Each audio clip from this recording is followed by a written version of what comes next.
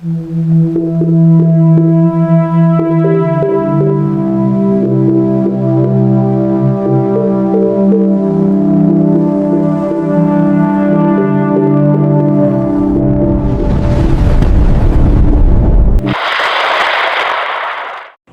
po ang pinakabagong update natin ngayong araw. Sa kasalukuyan, ang bagyong Juaning ay huling namataan sa layong 740 kilometro northeast ng Itbayat, Batanes. Taglay pa rin ito ang lakas na umaabot sa 55 kilometers per hour at may pagbugso na umaabot sa 70 kilometers per hour. Samantala, may pagkilos pa rin ito pahilagang silangan sa bilis na 15 kilometers per hour at nasa kategoryang tropical depression. Sa kasalukuyan, wala naman itong direktang epekto sa ating kalupaan. Samantala, sa aming pagmomonitor sa nakalipas na mga oras, may namataan po kaming bagong LPA na papasok sa ating Philippine Area of Responsibility. Inaasahan na lalapit ito sa silangan ng ating bansa na magdudulot ng malakas na pag-ulan. Posible na sa paglapit nito ay nasa typhoon category na ito kung hindi magbabago, at posible ring dumaan ito sa Hilagang Luzon at lumapit sa Bicol Region. Base sa mga nilabas ng Pag-asa na climatological track ng bagyo ngayong buwan ng Agosto, patawid ang bagyo sa Hilagang Luzon. Ito po ang ating namomonitor sa kasalukuyan. Sa latest tropical cyclone threat potential na inilabas ng Pag-asa, may mabubuo o papasok na bagyo sa mga susunod na araw na ating namataan sa satellite image.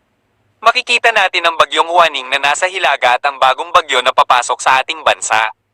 Kung ating pagbabantayan ng nilabas na track ng Pag-asa, ang mabubuo ngayong mga araw ay tumutugma sa ating namataan na papasok na bagyo sa loob ng ating Philippine Area of Responsibility. Sa bagong inilabas ng Pag-asa na Tropical Cyclone Threat Potential ngayong ika-20 ng Agosto hanggang 26, ang araw ng pagkabuo ay nasa loob na ito ng ating Philippine Area of Responsibility. Tama naman sa ating na-monitor na nasa labas ng ating Philippine Area of Responsibility ngayong araw, ika-19. Bukas, posible na nasa loob na ito ng Philippine Area of Responsibility kaya ating paghandaan ang posibleng epekto dahil sa aming pagtaya ay malakas ang papasok na bagong bagyo. Kung babaybay ito sa hilaga, posibleng daanan nito ang Bicol hanggang Metro Manila palabas ng ating bansa pakanluran. Pinangangambahan natin ang mga pagbaha na may dudulot nito kapag ito na ang dumaan dahil sa malakas na pag-ulan. Inaasahan natin na nararanasan na natin ang epekto ng bagong bagyo na papasok na magdudulot ng pag-ulan sa Visayas at Mindanao sa paglapit nito dahil ang hanging nasa silangan ng ating bansa ay nagdadala ng mga thunderstorm papunta sa ating bansa na magdudulot ng pag-ulan lalo na sa silangan ng Visayas at Mindanao na mas tumataas pa ang paglakas nito pagsapit ng hapon at gabi. Kaya ang ating mga kababayan, maghanda po tayo sa papasok na bagyo dahil anumang oras ay maaaring magdulot ito ng pinsala sa ating lipunan o mga lugar. Kaya kung kayo ay lalabas ng inyong tahanan ngayong araw, ugaliin pa rin magdala ng panangga sa mga biglaang buhos ng pag-ulan lalo na sa silangang bahagi ng ating bansa at sa silangang bahagi ng Visayas at buong Mindanao. Manatiling updated sa mga bagong ulat na aming ilalabas ukol sa lagay ng panahon sa ating bansa at para na rin makapaghanda tayo ng maaga sa parating na bagyo na ating minomonitor na nasa silangan ng ating bansa. Para maging updated po kayo sa mga bagong ulat panahon, mag-subscribe po kayo sa aming YouTube channel at pakiclick po ang bell button at click ang all para maging updated po kayo at ma-notify sa mga bagong update na aming ilalabas ukol sa bagyo sa labas ng ating bansa. Para marami po tayong matulungan, paki-like and share na rin po para sa ating mga kababayan na naghahanap ng ulat panahon at upang makapagbigay tayo ng babala sa parating na sakuna, lalo na sa mga kababayan nating mangingisda dahil sa paglapit ng bagyo, asahan ng malakas na alon ng karagatan na lubhang apektado ang ating mga kababayan na mangingisda na siyang ikinabubuhay ng ilan nating mga kababayan. Kaya upang makapaghanda tayo, ugaliin natin makinig sa mga bagong ulat panahon. Naway makatulong ito sa paghahanda ninyo. Mag-ingat po kayo palagi. Dahil naipaalala na namin ang mga climatological track na inilabas ng Pag-asa tungkol sa bagong bagyong papasok ngayong mga araw, may pinakahuling inilabas ulit ang Pag-asa na climatological track. Makikita natin dito ang bagyong si Juaning na habang papalabas ng ating Philippine Area of Responsibility ay nabuo na ang panibagong bagyo na papasok at nakalagay din dito ang medium chance na bagyo. Kung matatandaan natin, sa mga huling image na inuulat ng Pag-asa, ang una ay mas low chance lang ang inilabas, pero ngayon ay nasa mataas na chance na po. Sa ating namomonitor sa ating satellite image, base sa ika-18 ng Agosto at 24, ay nasa loob na po ito ng ating Philippine Area of Responsibility. Makikita natin na tatawid po ito ng Hilagang Luzon kaya posible ang paglandfall nito sa kalupaan. Bukod pa doon, kapag nakatawid na po itong bagong bagyo ay may bago na naman pong posibleng pumasok sa PAR na kasunod sa ika-25 ng Agosto hanggang 31 na ating paghahandaan na ulit.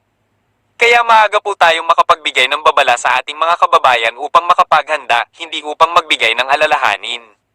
Kung ang bago na ating minomonitor na papasok sa ating PAR na bagong bagyo ay ganap pa rin itong bagyo, papangalanan po itong bagyong isang, ang pang-apat na bagyo na nabuo sa buwan ng Agosto. Kaya lubos po namin pinaghahanda ang ating mga kababayan na maging alerto at handa anumang oras dahil anumang oras ay maaari itong makalapit sa ating bansa at magdulot ng masamang epekto. Kaya po sa ating mga kababayan, maging updated po kayo sa mga bagong update na aming ilalabas. Dahil malayo ang bagyo na ating minomonitor, ngayong araw ay makakaranas tayo ng maaliwalas na panahon dito sa Luzon, lalo na sa mga lugar ng Cagayan Valley, Cordillera Administrative Region, Ilocos Region, Central Luzon, Bicol Region, at Mimaropa. Maaliwalas na panahon sa umaga kung saan mataas ang temperatura na ating inaasahan, kaya kung lalabas kayo ng inyong tahanan, ugaliing magdala ng panangga sa matinding sikat ng araw. Samantala, pagsapit ng hapon at gabi, tumataas ang tsansa ng mga thunderstorm na siyang magdudulot ng kalat-kalat na pag-ulan. Kaya maging alerto po tayo dahil mayroon tayong namomonitor na bagyo sa labas ng ating PAR na papasok sa mga susunod na oras. Para naman sa lagay ng ating panahon sa Visayas, asahan natin ang maulap na papawirin sa silangang bahagi ng Visayas, lalo na sa mga lugar ng Northern Samar, Eastern Samar, Biliran, Leyte, at Southern Leyte. Mataas po ang tsansa ng maulap na papawirin at mga pag-ulan kaya ngayong araw, maghanda po tayo sa mga biglaang buhos ng pag-ulan sa mga nabanggit na lugar. Samantala, ang kanlurang bahagi ng Visayas, lalo na sa West Visayas at Negros Islands Region, ay inaasahan natin ngayong araw ang improved weather. Ang magiging lagay ng panahon sa umaga ngunit pagdating ng hapon at gabi, tumataas ang mga thunderstorm na siyang nagdudulot ng mga biglaang buhos ng pag-ulan, kaya mas mainam na maging alerto tayo anumang oras. Samantala, para sa magiging lagay ng panahon dito sa Mindanao, asahan natin ang maulang panahon sa buong Mindanao, lalo na sa mga lugar ng Zamboanga Peninsula, Autonomous Region in Muslim Mindanao, Soc-Sargen, Davao Region, at Caraga, dahil sa epekto ng thunderstorm at sa malapit na pagbabalik ng ITCZ na siyang nagdudulot ng mga pag-ulan. Kaya po magdala ng panangga sa ulan ngayong araw dahil asahan ng ulap hanggang sa maulap na papawirin at mga pag-ulan ngayong umaga sa halos buong Mindanao. Para sa Palawan, asahan po natin ang improved weather ngayong umaga. Samantala, may inaasahan pa rin tayong thunderstorm na siyang nagpapaulan sa hapon at gabi. Kaya maging alerto po tayo dahil nananalapit na po ang birth months na panahon ng mga pumapasok na bagyo hanggang Desyembre po ito.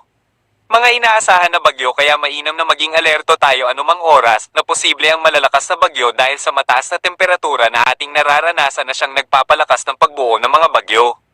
Para sa magiging lagay ng ating karagatan, sa kasalukuyan ay wala tayong nakataas na gale warning sa kahit anong baybayin ng ating karagatan ngunit iba yung pag-iingat pa rin po para sa ating kaligtasan.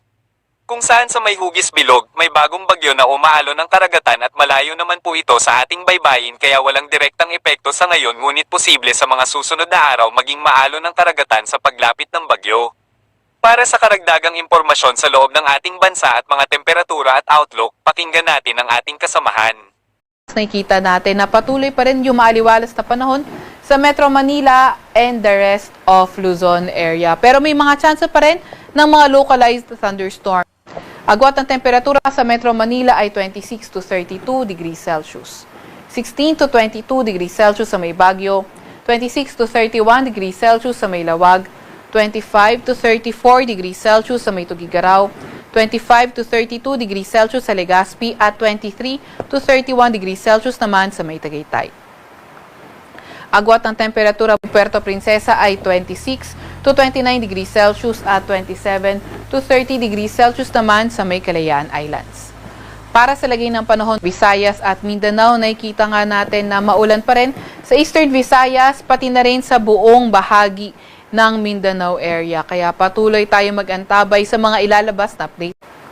Para naman sa nalalabing bahagi ng Visayas area, partly cloudy to cloudy sky sa ating inaasahan at may mga tsansa ng mga localized thunderstorms. Agwat ng temperatura sa Cebu ay 25 to 34 degrees Celsius, 25 to 32 degrees Celsius sa Iloilo, 26 to 31 degrees Celsius sa may Tacloban, 25 to 31 degrees Celsius sa may Cagayan de Oro, 24 to 32 degrees Celsius sa may Davao at sa may Zamboanga naman ay 24 to 33 degrees Celsius.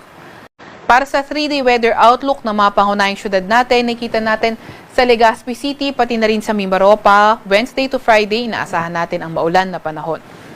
Sa Metro Manila naman at Baguio City, pati na rin sa malaking bahagi ng Luzon, inaasahan natin na magpapatuloy ang fair weather condition at may mga tsansa ng mga localized thunderstorms. Gayunpaman, sa may Batangas at Cavite by Friday, posible nang maging maulan. Agwat ng temperatura sa Metro Manila ay 25 to 32 degrees Celsius. 16 to 22 degrees Celsius sa may Baguio City at 24 to 33 degrees Celsius naman sa may Legazpi City. Para naman sa mga pangunahing syudad sa Visayas area, sa Metro Cebu, Iloilo City, Tacloban City at malaking bahagi nga ng Visayas, nakita natin na patuloy pa nga ring magiging maulan sa lugar nila. Agwat ang temperatura sa Metro Cebu ay 25 to 32 degrees Celsius. 24 to 32 degrees Celsius naman sa may Iloilo City at 26 to 31 degrees Celsius sa may Tacloban City. Para naman sa mga pangunahing syudad sa Mindanao area, sa Cagayan de Oro City, sa may Zamboanga City, pati na rin sa may Caraga, sa may Northern Mindanao, pati na rin sa may Zamboanga Peninsula, Wednesday until Friday, posible ngang maging maulan sa kanilang mga lugar. Sa Metro Davao naman and the rest of Mindanao, Wednesday until Thursday, posibleng maging maulan, pero pagdating ng Biyernes ay posible na ngang gumanda ang panahon kung saan may mga chance na nga lang ng mga localized thunderstorms. Agwat ang temperatura sa Metro Davao ay 24 to 32 degrees Celsius. 24 to 32 degrees Celsius rin naman sa may Cagayan de Oro City at 23 to 32 degrees Celsius naman sa may Zamboanga City. Sa Kalakang, Maynila, ang araw ay lulubog ng 6:17 ng gabi at sisikat ng 5:43 ng umaga.